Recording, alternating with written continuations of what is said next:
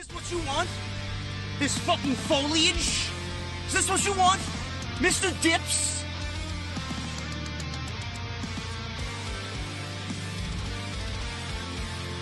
Is this what you want? Me standing in front of EC3 buying designer coats? Is this what you want?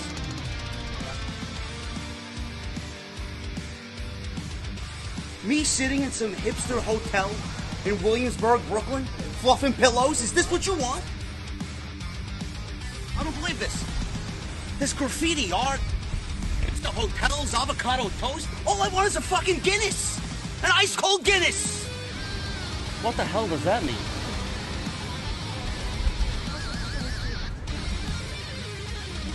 Oh, this is what you wanted. This is your Monday Night Raw review right here on Off the Script. I've been sitting here for about 20 minutes. I've been sitting here for 20 minutes. I can't come up with an open to this show tonight because I am so embarrassed. I am so embarrassed to be a WWE fan. I really am.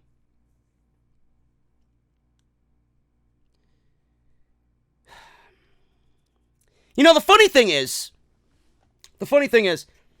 there are people in the company that think that segment that closed the show was a good segment. There are people on social media that think this is good television. And I am looking at the rest of the week, and I'm comparing main events on all of these shows this week. This is what Monday Night Raw had to give you tonight. Then we got AEW Dynamite. We got the Lucha Brothers versus SCU for the first ever AEW Tag Team Championships. We got Finn Balor turning heel on NXT. Then we got Smackdown Live, or Friday Night Smackdown whatever. Garbage. Roman Reigns versus King Corbin. The vast difference between the main roster, WWE, NXT, and AEW is night and day. It is night and day. The funny thing is, there are people in this company that think that was a good segment. The funny thing is, there are people, well before that segment even aired, and you sent Lana and Rusev out there to embarrass themselves. The funny thing is that this was written on a piece of paper. This segment was written on a piece of paper. A script was written for Lana, Rusev, and Jerry Lawler. And someone looked at that and approved this garbage to be on television. There are people in this company that are walking around after the end credits of Monday Night Raw hit the USA Network, and they're shaking hands and giving hugs, thinking that this was a great way to go off television. I'm embarrassed to be a WWE fan. This isn't even professional wrestling at this point. This is tabloid garbage. It's the best way for me to describe it. It is tabloid garbage. Right before they board a plane to go to Saudi Arabia and take the Saudi government's blood money. Kind of goes hand in hand. I'm not even surprised. Trash associated with trash. Vince McMahon should be absolutely appalled. Even before Monday Night Raw went on the air, he should be appalled with the number that he got from the Nielsen ratings for SmackDown on Fox. 888,000 on FS1. Stop defending garbage. Don't even bother giving me an excuse. Vince McMahon should be ashamed, appalled, embarrassed. Rusev should be embarrassed. Lana should be embarrassed. Bobby Lashley should be embarrassed. Paul Heyman should be terminated. If this is the man's creative genius on Monday night, I want no part of it. This is awful. Absolutely awful television. I don't believe I have people that I know personally that know I watch this shit. That's how fucking embarrassed I am. I don't know what else to tell you guys. This is some of the darkest periods I've ever seen the WWE go through, man. I really don't know what to say on top of what I've already said. What would you like me to say? This was awful. Absolutely awful. Rusev, Lana, Bobby Lashley. I don't know how this is compelling television. I don't know who could justify this. I don't know who could stand up and defend this. What is this doing? What is it really accomplishing? Is it getting Rusev over? And if it does, by a sliver of a fucking cunt's hair, get him over. Is WWE going to maintain that momentum? That's the bigger question. What if Rusev gets over? What is WWE going to do with it? Absolutely nothing. Just like yesterday's lunch, flush it right down the toilet. What is this going to do for Bobby Lashley? What is it going to do for Lana? What? What is the fucking purpose of all of this? Why is this happening? Why? Let alone in the main event of the show, 3 days before a Universal Championship match with Seth Rollins and Bray Wyatt. Unreal. Absolutely unreal. The only thing it accomplished is further prove my point that Monday Night Raw is a complete fucking embarrassment. I don't know what else to tell you guys. I really don't even want to sit here and record this fucking show tonight. Monday Night Raw. St. Louis. We're going to go over the show tonight. We had some good things happen tonight, but still, the bad always on Monday nights outweigh the good. We're going to go over the show. Becky Lynch and Kairi Sane. Finally, the Kabuki Warriors are heels. Definitive heels. No more in between. Kairi Sane and Asuka are now heel tag team champions. Also, Buddy Murphy. A Buddy Murphy sighting on this show. Rematch after rematch on this show. And Humerto, man, is he over? One-on-one with AJ Styles tonight in a non-title United States Championship match with a big tease about what is to come in Saudi Arabia. We're going to go over it all right here from Monday Night Raw on Off the Script. I am JD. Make sure you guys follow me on social media at JD from NY206 on Twitter. Thank you guys so much for live tweeting with me when I wasn't falling asleep during this show. Thank you guys for live tweeting me during the show on Twitter at JD from NY206. Also on Instagram, make sure you guys follow me there. Same at, only on the IG at JD from NY206. Make sure you guys hit that subscribe button.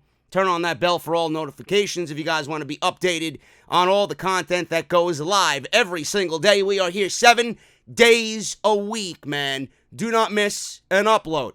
Make sure you guys follow me on Patreon and support via Patreon. Patreon.com/JD from NY206. And if you guys want to check out all the other content on the channel, make sure you guys check the description. Everything you need as of late that's been on the channel is there for you guys. Easy access. Don't miss an upload. Make sure you guys also check out my sponsor, Audible, audibletrial.com/offthescript. Audible is giving you guys 30 days free of their service and 1 free audiobook of your choice. It's a great way to support the show. It's a great way to support me and what I do here on the channel. And the best part is, once you guys sign up, you will not be billed. Audible's going to give you 30 days, and this is the best part, they're going to give you a free audiobook of your choice. I know WWE was promoting this 64th Man Audible book by John Cena. You guys can get it for free by using not their link, but our link here. Just look for it. It is narrated completely by John Cena. audibletrial.com/offthescript. And also, if you guys don't like the service, if you guys just want to cash in on your free book just to help out the podcast, you guys can cancel anytime in that 30 days and still get to keep your audiobook for free. Once again, guys, audibletrial.com/offthescript. Monday Night Raw tonight from the Enterprise Center in St. Louis, Missouri. I was excited for a couple of segments on this show. One that was announced I don't know if anything else was announced on this show, but one that was announced, and I know I was excited about because I mentioned it in the podcast over the weekend, was a match between Becky Lynch and Kairi Sane for more reasons than one. A, I'm a fan of Becky Lynch. I enjoy her work, I would say, but she's kind of fallen off a little bit. I've always been a fan of Asuka and Kairi Sane, especially going back to their work in NXT. They got called up to the main roster. WWE did nothing with them. WWE now appears to be focusing on them just a little bit more. And I think we are all in agreement here. I think everybody could really agree with me, whether you're watching me out of fucking hate, or if you enjoy my opinion and respect and appreciate my opinion. I think we could all collectively agree that Asuka and Kairi Sane deserve a lot better than what they are currently being given. I think that is 100% fact. So, just based on who they are, I'm excited to see this match with Becky Lynch. And the fact that WWE seems to be feuding Becky Lynch with two credible females, something that has not happened outside of Sasha Banks. So this is good for both Asuka and Kairi Sane and Becky Lynch all at the same time. So I think it's going to work out, and I hope WWE knows what they're doing here. Now, we go right to Paige. Paige, who was the former handler, I should say. I shouldn't say former. She was the handler of the Kabuki Warriors, and then she went away to go get neck surgery. And now she's back, and she was there to open the show tonight. She says she's proud to just play a small part in the success of the Women's Tag Team Champions, the Kabuki Warriors. So she introduced Kairi Sane and Asuka as the Women's Tag Team Champions. I have to say this, and I know I say it a lot, and it needs to be changed, and something needs to be done. If you want these women to come out individually, their individual theme musics are fine. Asuka's theme music is fine. Kairi Sane's theme music is fine. For them. If you want these women to be a legitimate tag team, if you want these women to be a duo, a partnership that's not going anywhere anytime soon, you need to get some legitimate fucking music for these women. Please. Enough of the mashup. I don't want to hear Kairi's music mixed with Asuka's, back to Kairi, back to Asuka. It sounds ridiculous. And it doesn't look good. It doesn't sound good. I don't want to see it. Get these women one theme music together. If not, just use one of their original individual theme songs. That is it. I can't begin to tell you how it irks me when WWE mixes and mashes their theme musics. Do something about it. Call Jim Johnston up, get him a fucking multi-million-dollar contract, have him come back and write some original scores for the WWE, being that you have no one currently. So we got Paige, Kabuki Warriors. Charlotte and Becky Lynch lost to the Kabuki Warriors last week. Becky Lynch took the pin from Kairi Sane. Keep that in mind. Paige takes the microphone, talks about how she introduced the Kabuki Warriors together 6 months ago. She goes over their individual highlights and says this could have backfired, but she's so happy that they gelled together and now stand in front of everyone as champions. She went over Kairi Sane winning the Mae Young Classic, former NXT Women's Champion. She talked about Asuka being a former Smackdown Women's Champion and how she won the Royal Rumble, first ever Women's Royal Rumble. And I find it very hilarious and quite stupid how they don't reflect back on Asuka's undefeated streak with the longest reign of any woman holding that women's championship in NXT. I just find it so fucking stupid to not mention anything about NXT when it comes to Asuka when she was the women's division. I mean, I don't get that at all. Being that NXT is now live on the USA Network, you'd think you'd be treating that brand a little bit more special compared to Monday Night Raw and Smackdown on Fox. I mean, the women's evolution started in NXT. Why not mention Asuka's accolades there? I don't know who wrote this show, but you made a big boo-boo on that one. Maybe you gotta go get fucking somebody to give you some facts to add into your script, because someone overshot that one completely. Asuka says something in Japanese. She takes the microphone from Paige's hand, says something in Japanese. She starts yelling in Japanese. Scary. Scary. I don't want Asuka yelling at me in Japanese. Paige takes the microphone back and says, wait a second, I'm speaking here. So then Kairi Sane takes the microphone from Paige, says something in Japanese and starts laughing. So Paige goes over for the microphone and it ends up falling to the floor. So Paige tells Kairi Sane to pick it up, please.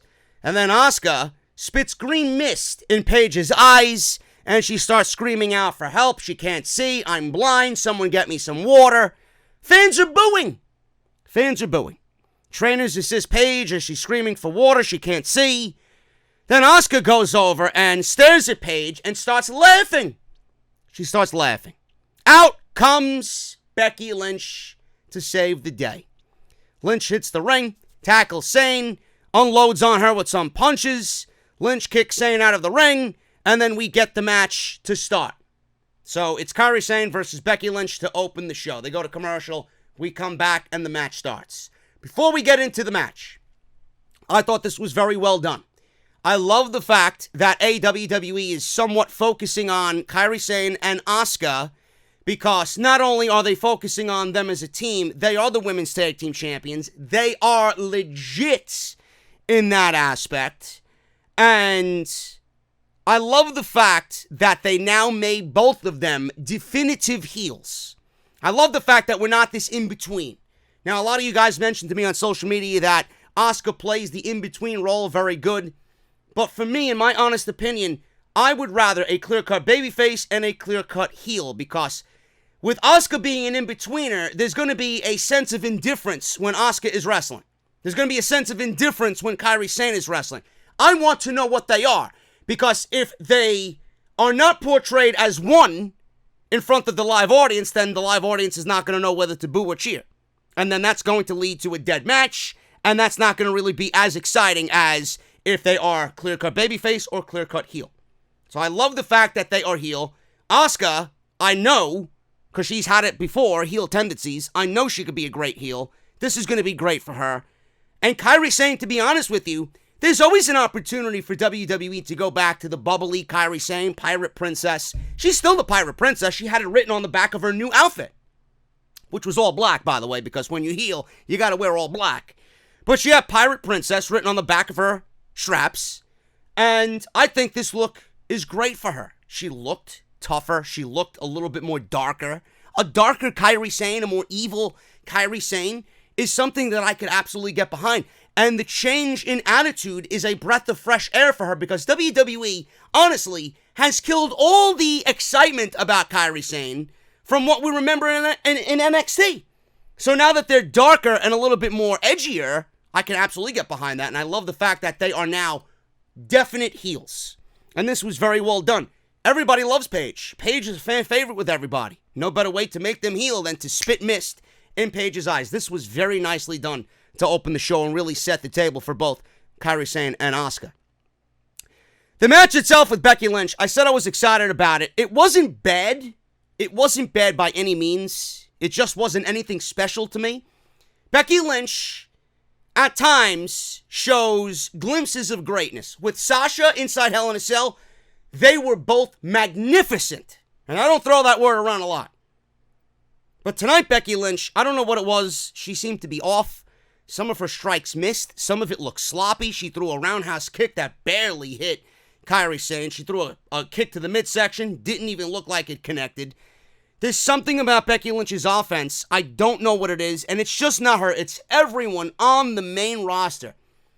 It seems like they take the intensity level down several notches.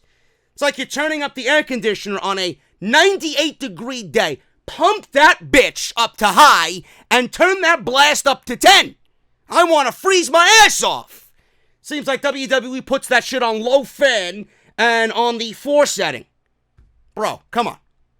These women showcase you fucking intensity. Every other time when they're cutting a promo, Becky Lynch is the man, right? Kairi Sane, we know what she could do. We've seen her previous work. Asuka, the same thing.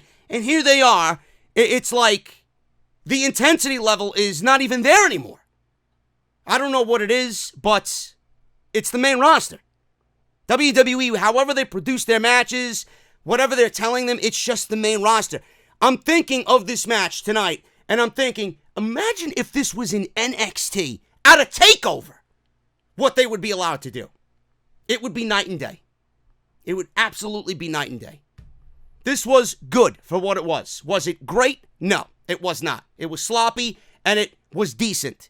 Now, the match itself was decent. The ending and the outcome, complete garbage. So, Kairi Sane has Lynch grounded in the middle of the ring.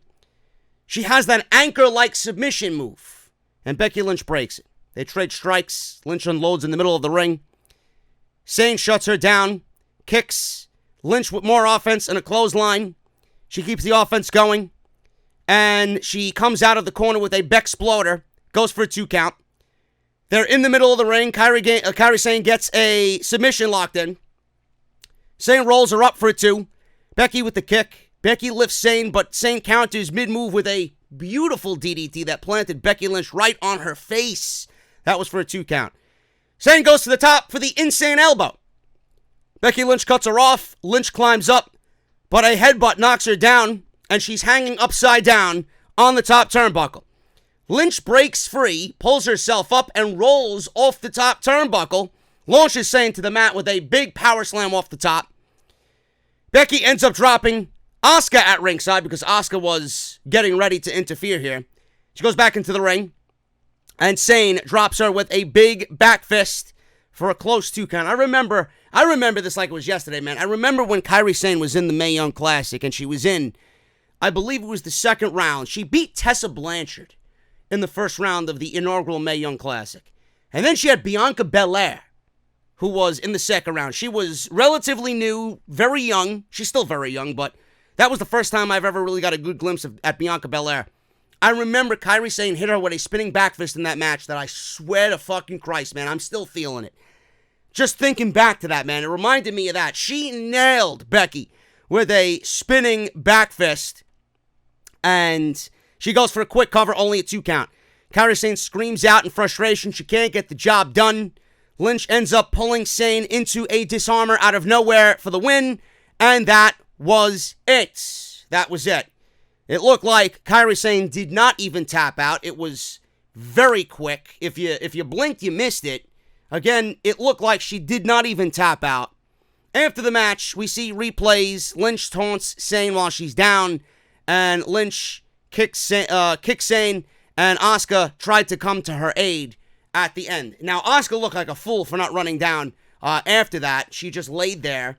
And the outcome here was Becky Lynch getting a clean victory, a clean submission victory over Kairi Sane. For what? 50-50 booking, rearing its ugly head in WWE again. You just established these 2 women 20 minutes ago that they're now heel. And they spit mist, or Asuka did anyway, in Paige's eyes. You established them as a definitive heel duo. So instead of making them look strong coming out of the opening segment, you just continued to book this match with Becky Lynch, making Kairi Sane tap out. Did nobody realize that these 2 women have a tag team title match on Wednesday? And maybe somebody would have thought, well, these women have a tag team title match on Wednesday against Dakota Kai and Tegan Nox. Maybe we should look strong, or make them look strong. Maybe we should book this match to end in a fuck finish, or something. But no, we got Kairi Sane tapping out clean to Becky Lynch, which now makes the title match less valuable than it really was. I don't understand. I really don't get the logic behind this. And then people on social media arguing with me, oh, I disagree. What do you disagree with? You disagree because I said 50-50 booking? You disagree with me because there's a fucking tag team title match on Wednesday that now is slightly tarnished? Why is your champion losing on TV 2 days before a title match? Unreal. I didn't expect Becky Lynch to lose. In fact, I would be against Becky Lynch losing. She already took a loss, which I complained about last week. Now you're making Kairi Sane lose, and she has a title match on Wednesday night. Nobody thinks. Nobody thinks. Moving forward. R-Truth, Buddy Murphy. Buddy Murphy has some TV time. I'm actually surprised they remembered he was on the Raw roster. So, we got R-Truth rapping to the ring. Charlie Caruso's in the ring with R-Truth. She brings up Buddy Murphy, and Truth says he's not his buddy. Charlie brings up the recent 24/7 title loss to Sunil Singh. Do you care? I know I don't. Truth now has a pair of eyeglasses to make sure he has an extra set of eyes watching his back. Truth goes on with this cringe-like comedy, which I did not laugh at, even though R-Truth is very charismatic and funny when he wants to be. I just think I'm so soured over the 24/7 title garbage that I find none of this entertaining whatsoever. And says when he sees Rajing Singh again, he will be... I actually laughed at that. He will be the champion once again. The 48/7/11 European 24/7 champion of the world. Buddy Murphy comes out, and his music hits the PA system, which is god-awful. I don't know why I thought of this. I really don't. And if anybody is watching me, I know you know what I'm talking about. If you're an old school head, for some reason I hear Buddy Murphy's theme music, and it reminds me of the fucking Beverly Brothers. Bo and Blake Beverly. From old school WWF in the early 1990s. I don't know what it is. It's like a jobber theme. It really is. They got to get somebody back to give this guy some credible theme music. He's too good to have that type of theme introduce him to the ring. So, Buddy Murphy comes out to the ring. Murphy says Truth is too focused on his title and not him, which is fine. Murphy says he's Australia's finest. And after tonight, Truth won't forget him. So, we get a bell here and we got a match. Buddy Murphy wins. And he wins in the most god-awful way you could possibly book Buddy Murphy to win. So, Murphy's in control. Truth goes for a big right hand. He turns around. He runs into a big boot. Truth counters another one of Buddy Murphy's moves. Drops Murphy for a 2 count. Truth is trying to get the fans behind him. And then the Singh brothers and other superstars, catering, Titus Catering, you got Hawkins and Ryder out there. You got No Way Jose, Eric Young. Oh, all the jobbers, all the guys that somehow are going to make a difference on Monday Night Raw. You got the Singh brothers and Titus Catering running around the ring in circles as they're all chasing the 24/7 championship.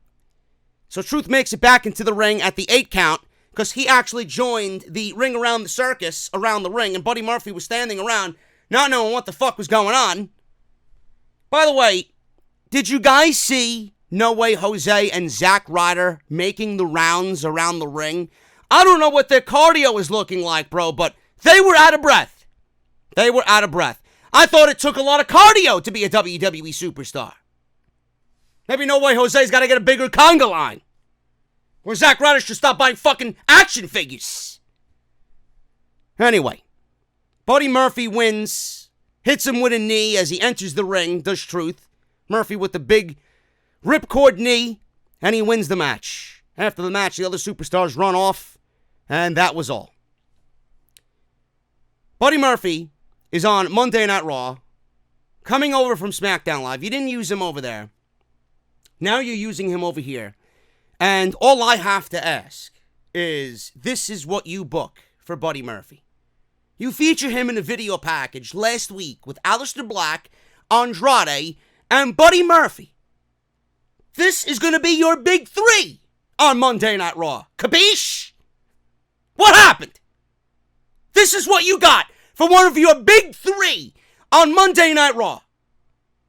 You mean to tell me you couldn't come up with another match to give Buddy Murphy a showcase on this show?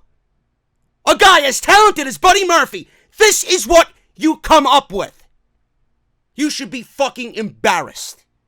Absolutely embarrassed. The fact that he's mixing it in and mingling with this fucking garbage, like the 24/7 title, is fucking absolutely ridiculous. I don't know what to say. Buddy Murphy, you do not deserve the talents of Buddy Murphy. That's all I will say. Awful. Get rid of the 24/7 title. It's not funny. It's overstayed its welcome by 6 fucking months. Get rid of it. Keep it on social media. Buddy Murphy and everybody else like Buddy Murphy do not belong anywhere near that trash. Get better. Street Profits come out.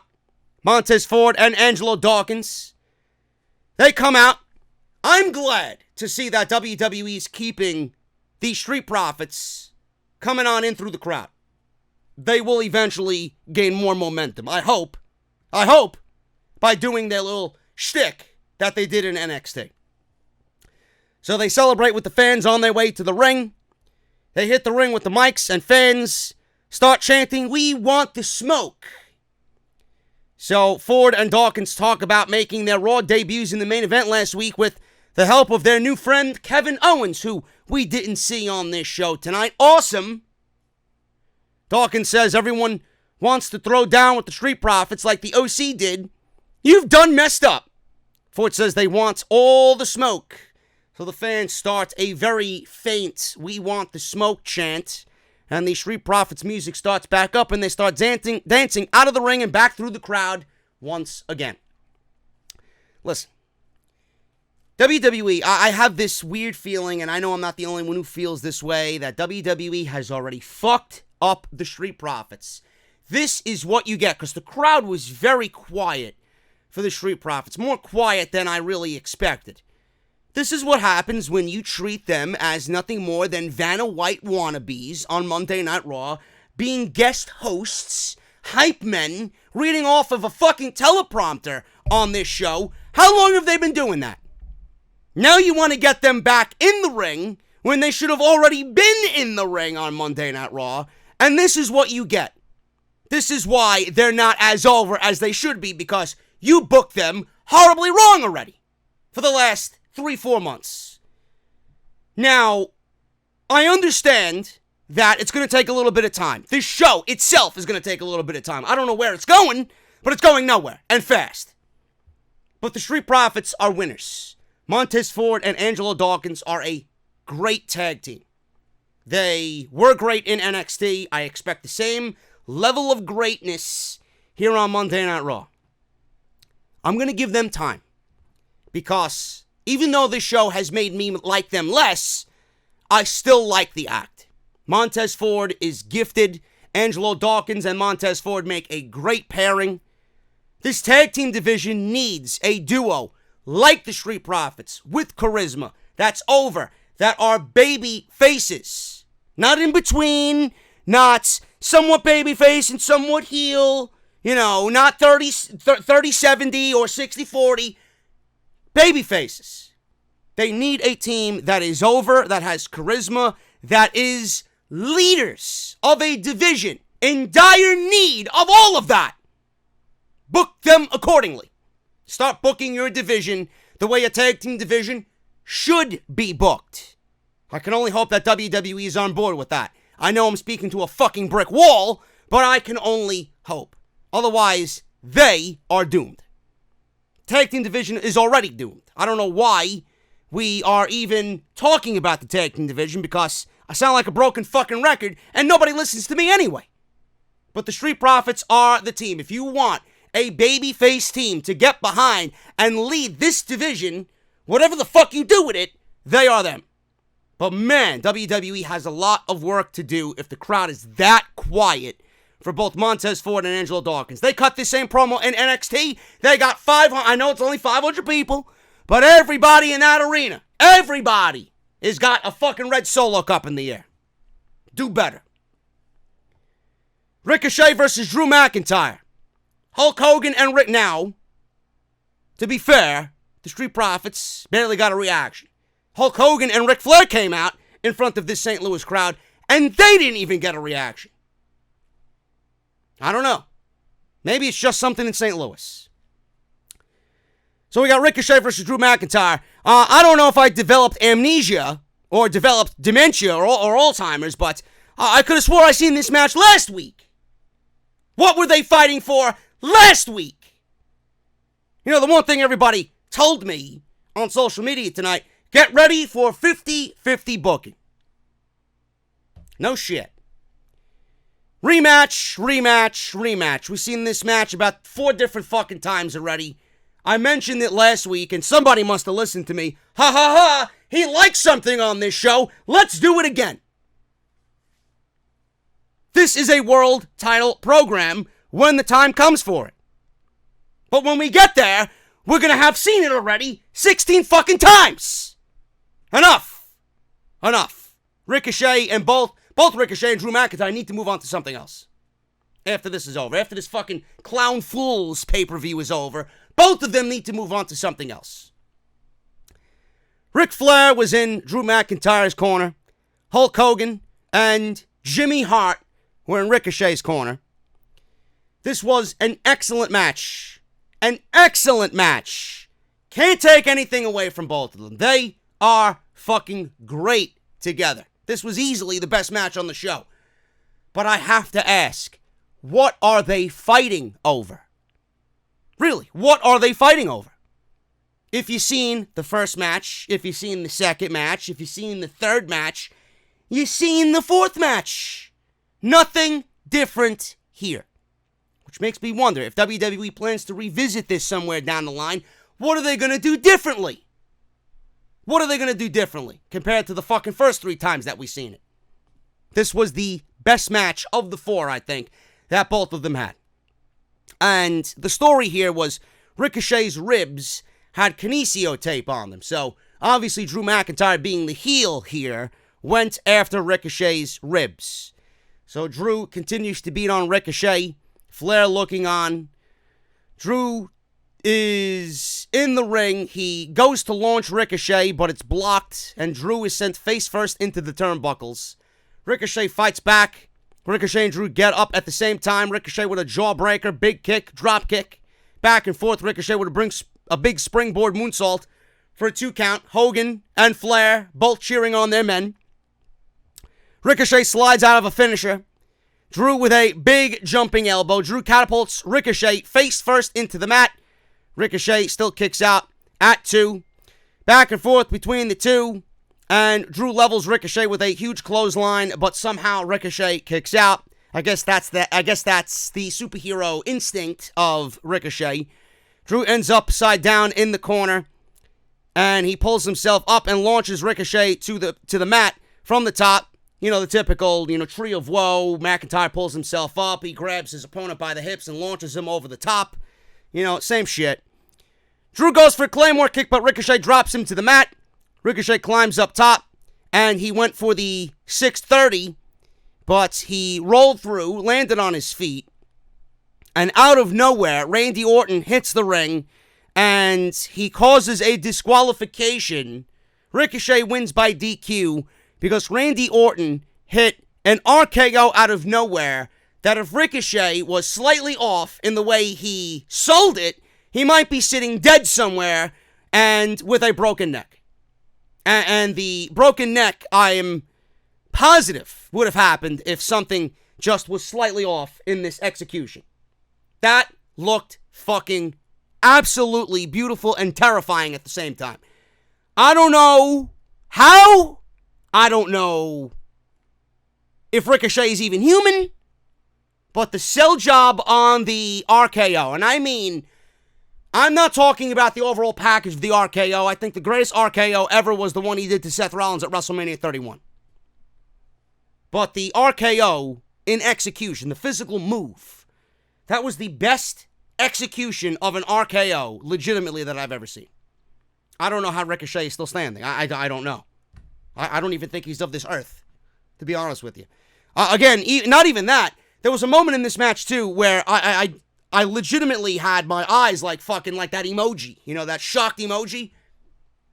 He crucifix bombed Ricochet, a running crucifix bomb into the corner, and Ricochet's neck hit the top turnbuckle. I'm like, here we go again. Why would you even do that move after you already seen what it's done to guys like Sting and Finn Balor? Why would you do that?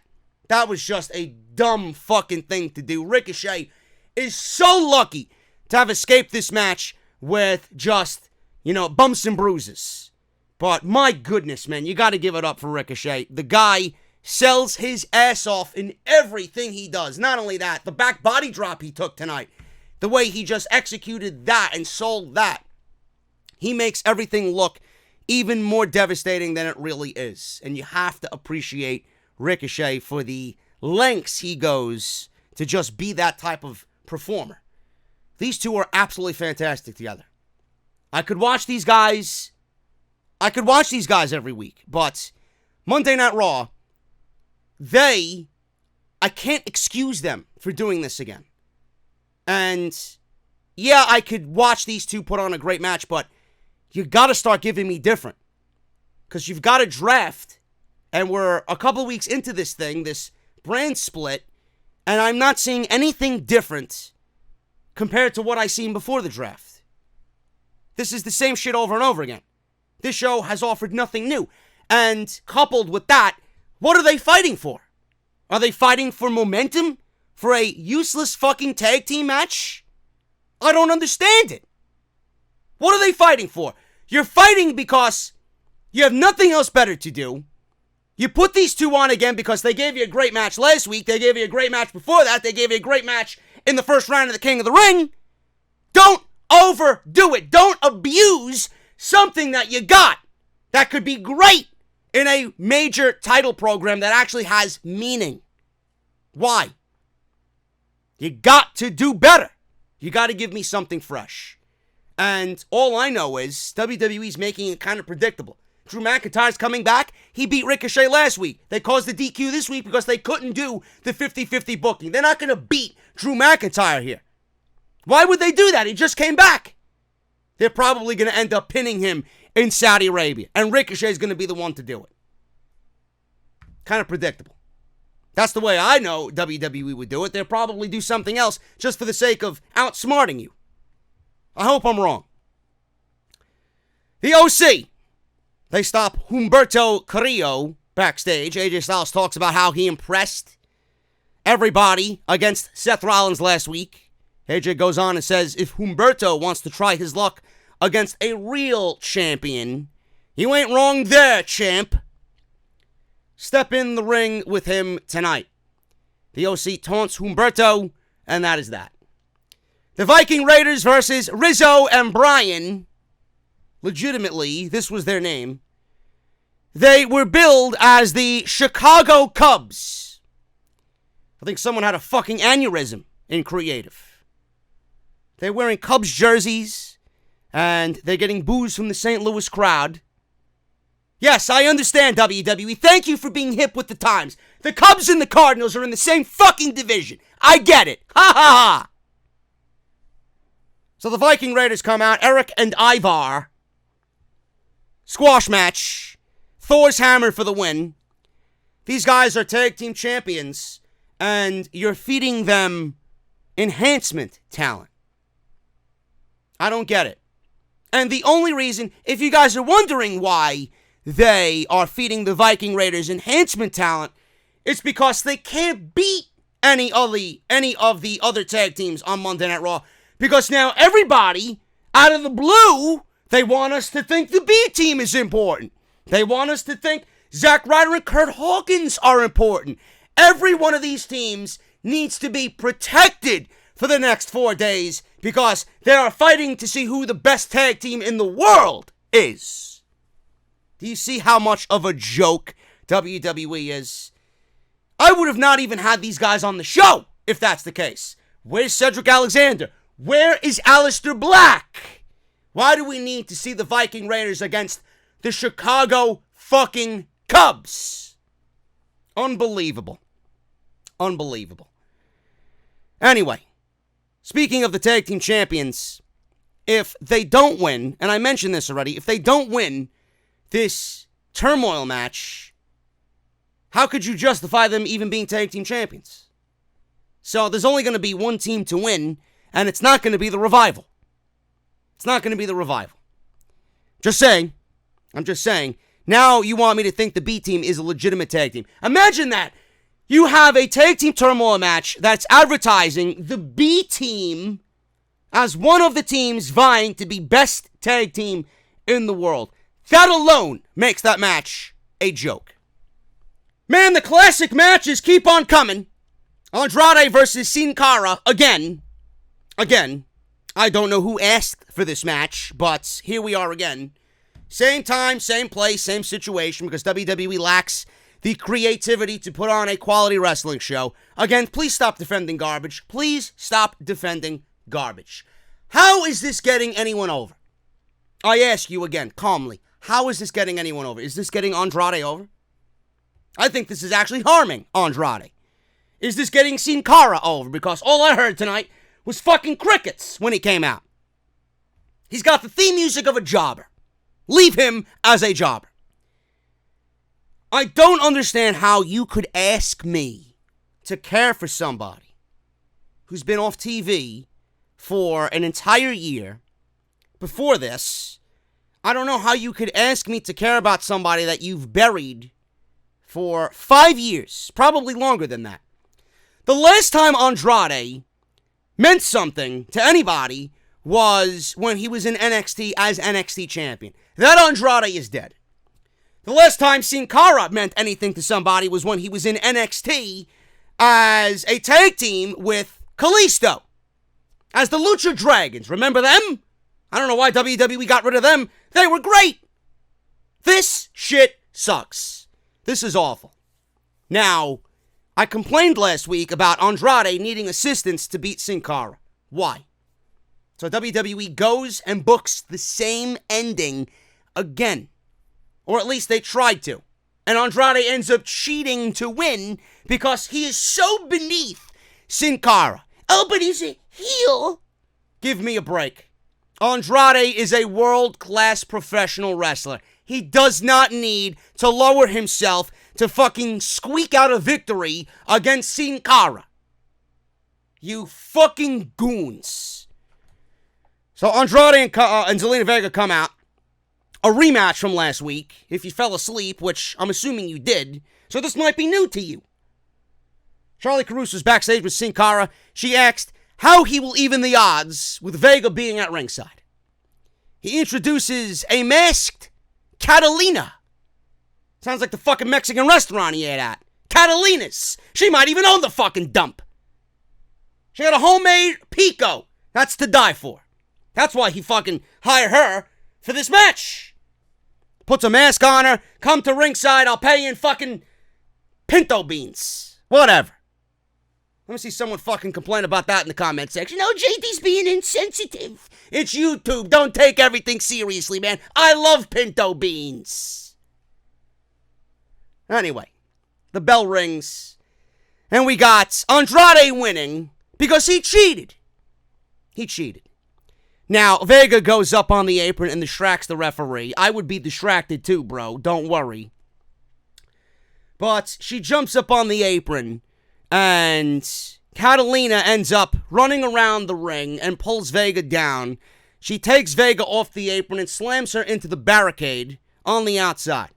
So the referee is attending to this catfight on the outside. Meanwhile, Andrade is in the ring. He rolls up Cara and gets the leverage pin because he's got his feet on the ropes behind the referee's back, and he ends up winning the match. Needs another fucking squeaky victory, a clown-like victory over Cara. Cheating. So what does this accomplish? Andrade looks like a loser, because he can't beat a fucking bum that's been off TV for almost a year. Probably more than that. A bum that WWE has fucking buried beyond belief in his entire WWE career. And Cara comes out to crickets, because nobody gives a shit. So what do we do here? That makes Andrade 2-0 against Cara. I'll tell you what WWE is going to do, because I know WWE, and they can't get enough of this shit. They somehow think this is working. They somehow think this is quality television, folks. Being that Vega helped Andrade win the first match, Vega tried to help Andrade win the second match, but he needed the ropes this time because Catalina got involved behind the referee's back. So next week, we're going to get a mixed tag team match with Vega and Andrade versus Catalina and Cara. Andrade and Vega are going to cheat to win that one, too. And then in the final match, which will happen, I don't know, on a Survivor Series pre-show, we'll get Andrade versus Cara with Vega and Catalina banned from ringside. Awesome. I can't wait. I hope the fucking burrito that's on the line in that match is fucking delicious. I hear Chipotle serves a delicious burrito for cheap. Moving on. See how much I give a shit. Natalya and Charlotte Flair versus the Iconics, the Moronics, the Idiotics. Garbage. Who asked for this match? I didn't. Whoever put this fucking match on a creative sheet that was handed to Vince McMahon, you should fucking fire yourself. Unbelievable. Natalya and Charlotte Flair win. Billie Kay and Peyton Royce are fucking garbage. Their offense is some of the worst I have ever seen in 33 fucking years watching professional wrestling. How you can even constitute that as a professional wrestler is fucking ridiculous. Natalya and Charlotte win. Natalya takes advantage of a distraction. Kay swung at Flair but missed. Then she applies the sharpshooter to Billie Kay. Royce tries to interfere, but Charlotte takes her out with a spear. Kay taps on the sharpshooter attempt, and that was it. That was it. Natalya and Charlotte Flair win, and that's it. Tell you what, the match itself was awful, but for some odd reason, for some bizarre reason, I might be coming down with a fucking fever. I'm gonna praise something on this show outside Drew McIntyre and Ricochet. Even though Natalya is as boring as a fucking box of white rice. I know I use that analogy often, but it's the only thing I could come up with now in this late hour that I'm exhausted in. She's not even a box of white rice with fucking soy sauce. Just a box of white rice. Boring. I would honestly rather watch a marathon of great Khali matches for about 3 hours than watch Natalya wrestle. That's how fucking boring she is. Yes, do I have a fever? Oh my God, I don't believe I actually said that. Anyway. Natalya and Charlotte Flair. I enjoyed this. I think this pairing is actually good. Now, this keeps Charlotte out of Becky Lynch's hair, which I have no desire to see whatsoever. And if WWE wants to have another team challenge Asuka and Kairi Sane, or even, if they want, have these two go down to NXT to wrestle some tag teams down there, I think this is great.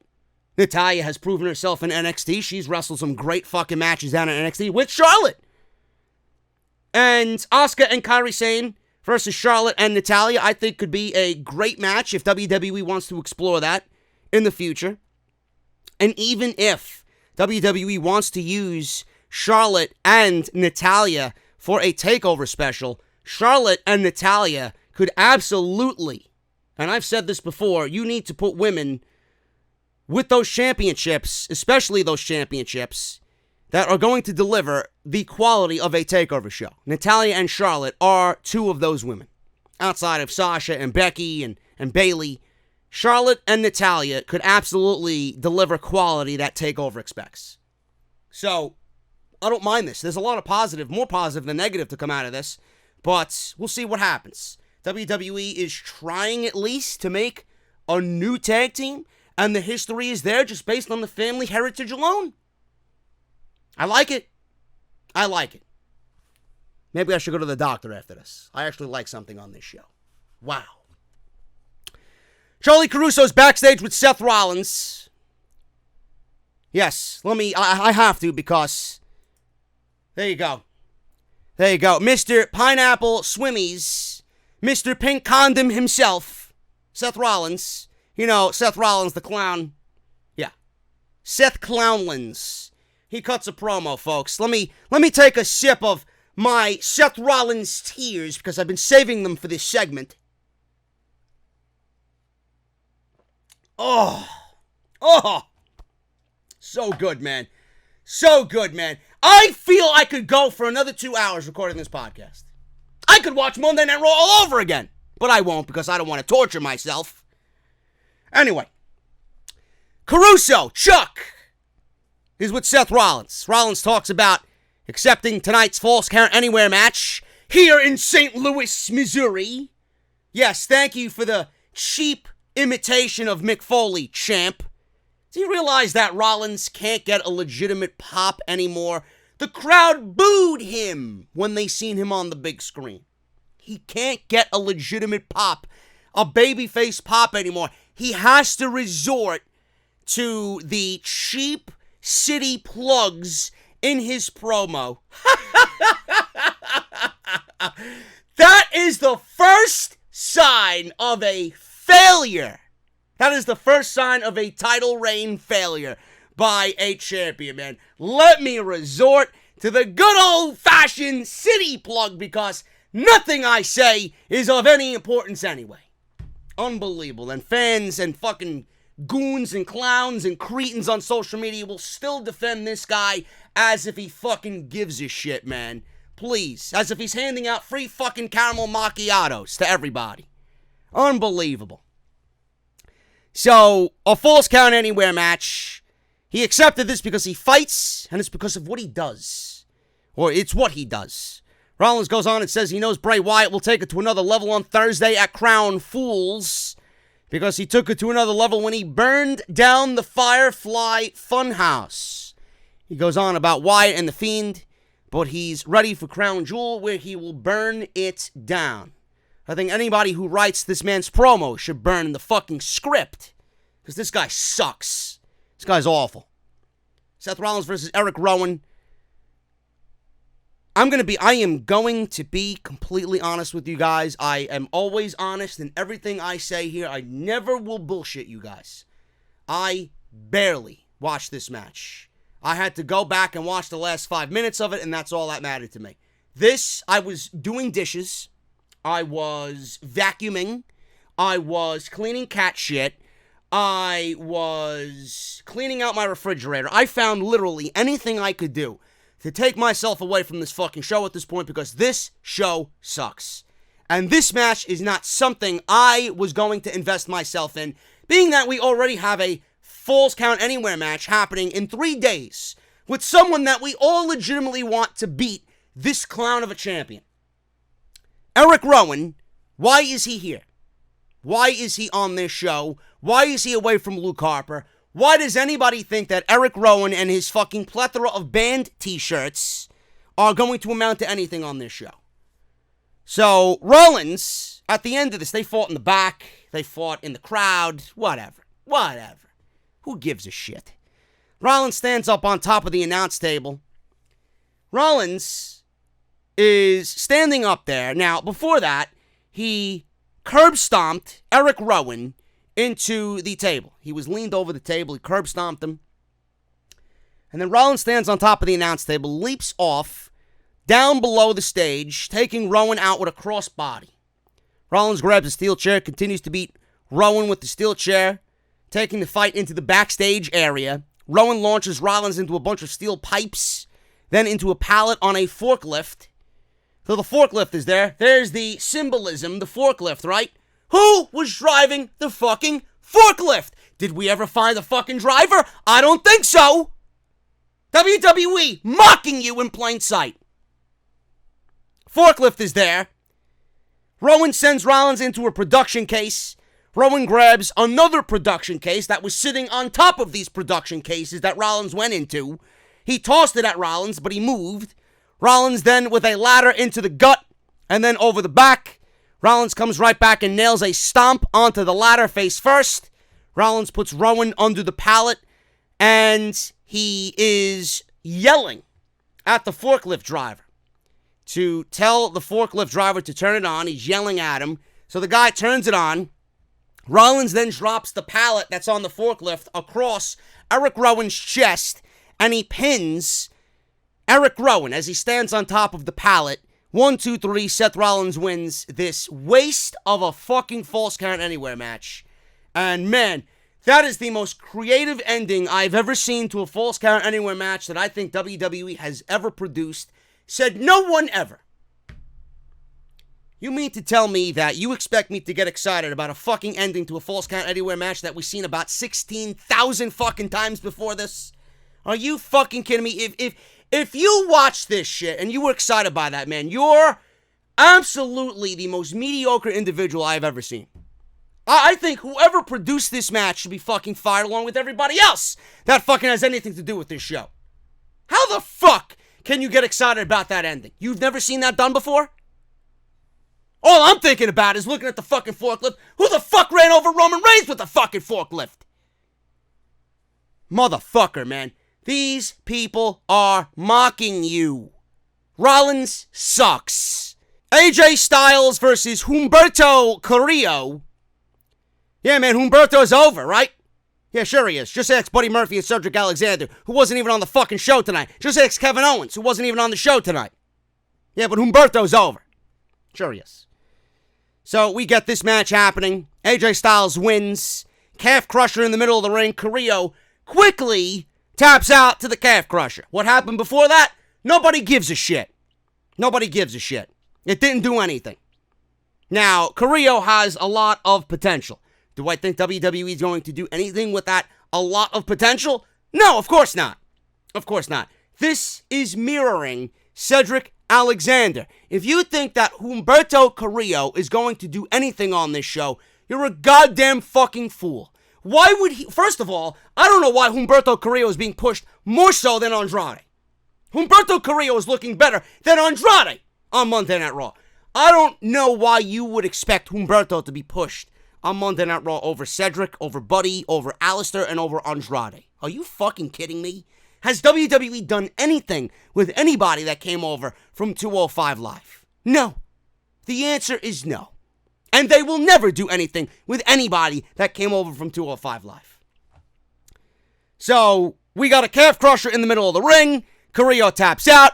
After the match, the OC is in the ring. They're talking things over at ringside. AJ exits the ring. He re-enters the ring. He goes to shake hands with Humerto. AJ pulls his hand back and he disrespects Carrillo. Humerto doesn't appreciate that, and he drops AJ with a right hand. AJ comes back and nails Carrillo and then drops him with a Styles Clash. That's it. Street Profits come out. They save the day. They unload on Gallows and Anderson, and they clear the ring. Next week on Monday Night Raw, we'll get Carrillo and the Street Profits versus the OC. There you go. Nothing new. Absolutely nothing new and nothing exciting at all. We got a divorce court, which I don't even think I want to talk about, but I'm briefly going to go over this because I don't know what to say. This is embarrassing garbage, and I could not give a single shit about what happens here. This is fucking nauseating television. So Lawler thanks everyone to be here. Out comes Rusev. He's wearing a fucking suit that you'd buy at fucking, I don't know, Target, at Walmart, at Kmart. Is Kmart even still around? It looks like a bargain basement fucking suit. Probably spent $49.99 on it. So Lana comes out. Lana says the truth is, the reason why all this is happening is because their marriage was only about sex. Rusev wanted nothing but sex. So Rusev says, can you blame me? Lana says Rusev wanted sex in the morning, in the afternoon, all the time, any place, in the arena, in the doctor's office, in the kitchen, at WrestleMania, you name it. She called Rusev a sex addict. Maybe he needed some Blue Chew. That's what he needs. Speaking of which, they'll be back next month. Don't worry about it. So Lana goes on to say it was never about Rusev wanting and loving her. It was only about him wanting to put a baby inside of her. And she goes on and says that Rusev knew her monthly cycle more than she did. All he ever wanted was a little machka brat running around crushing. He was crushing that fucking pussy, I'll tell you that. Lana goes on about how she's more focused on her career and her modeling, and she could model if she had stretch marks. Oh, why don't you look at Trish Stratus? She looks fantastic for her age. Look at Maria Kanellis. Take some fucking tips and stop being a fucking baby. She makes money by being ravishing and not being Mama Rusev. Lawler then asks Lana if she expects us to believe that what happened with Lashley was all because Rusev wanted a baby. Lana says, then no, there's something else. Rusev cheated on her. Rusev is shocked. This never happened. Lana says Lashley told her Rusev cheated. Rusev is upset now, saying that Lashley is just talking shit and lying. They had to bleep it out. The music hits, and out comes Lashley in his ring gear. Now, two things here. Number one, you've seen Rusev utter the words, motherfucker, come on, motherfucker, under his breath, which I noticed because it's in my everyday fucking English language vocabulary. And attention to detail, folks. I mean, if Lana is out there in a blue dress and she's on this divorce court with Rusev and Lawler, and they featured Lashley in his suit, sitting with her in the waiting room, in the dressing room, waiting for this segment, in a fucking suit. He was wearing a gray suit. Why on earth would he remove the suit and put on his wrestling gear if he wasn't booked for the show in a wrestling capacity? Do you know how fucking stupid that looked? And I'm gonna fucking hang on that and say, this company is fucking dumb. How can you make me and everybody else believe that this is really going down and that this is a real divorce court hashing out of the marriage, getting their fucking baggage out on the table and discussing problems, and here comes Bobby Lashley to save the day, to back his woman up, when I just seen him in a suit, and then all of a sudden he comes out to back Lana up, and he's in his ring gear, when the show's already fucking over. That looked ridiculous. Absolutely ridiculous. So, Lashley comes down in his ring gear, and he drops Rusev. Lana's all smiles now. Big Rusev Day. Chant starts. Rusev eventually takes advantage of Lashley, and Lana picks up a kendo stick from underneath the ring. She comes into the ring and smashes the kendo stick over Rusev's back. He pays no attention. He turns around, he grabs the kendo stick from Lana as she tries to swing it again. And he says, "Why are you doing this? I still love you." Lashley takes advantage from behind because Rusev is taking pussy lessons from Seth Rollins. And he has his back turned to Lashley, who takes a low blow to Rusev and drops him. Fans are booing. Lashley beats up on Rusev. And at the end of the show, Lana and Lashley are standing over Rusev's body after 2 low blows, and they start making out. Underneath them is Rusev, just writhing in pain from the low blow. If this is Paul Heyman's vision of Monday Night Raw, I think Paul Heyman needs to be fucking removed as executive director. Clearly, he has not made this show better. At all. And I want you guys to stop defending garbage because Paul Heyman's been in charge, and Paul Heyman's influence has been felt well before he took the role of executive director. I'm sure that man was giving tips and fucking education and how to do things better on the show, and nobody listened. Now he's in an executive director role, and he's still failing at getting this show to where it needs to be. Nobody on this show feels important. Nobody. There's nothing you can do to make me feel about Sin Cara. There's nothing you can do to make me feel about Humerto. And the only way you're going to do that is if you write compelling television, which I am not seeing right now. And I don't know how this Lana Rusev Lashley thing main evented this show 3 days before a Universal title match with Bray Wyatt. The one thing that I could take away from the show was that Bray Wyatt was nowhere to be found on this show because he's a Smackdown superstar. Ricochet and Drew McIntyre killed it. Becky Lynch and Kairi Sane was decent.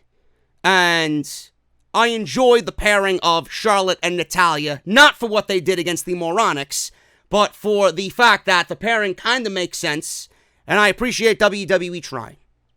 Other than that, folks, this show is absolutely miserable 3 hours. There's no way this show should be 3 hours. And all because I found a positive here and a positive there does not make this a thumbs up episode of Monday Night Raw. This show fucking sucks. And I will say that every single week until they do not suck anymore. I'm getting out of here. Thank you guys so very much for all that you do. Make sure you guys hit that thumbs up. Follow me on social media. Actually, hit that subscribe button down below. Turn on that bell for notifications. You guys miss any of the content on the channel from this past week. Make sure you guys go check it out. Of the script. We'll see you guys tomorrow off the script. A very deep rant, a comical rant on how AEW Dynamite beat out Smackdown Friday night in the ratings. Yes, this is we're going to go over tomorrow. We're doing Seth Rollins and the Ross going back and forth. The Ross might win on this one. Claiming that Seth Rollins is set us now for maybe one day to move over at it. Oh man, I can't wait. See you guys tomorrow for Off the Script Weeks. And thank you guys so much for watching. Hit that thumbs up. We'll see you guys tomorrow for more content right here on the channel.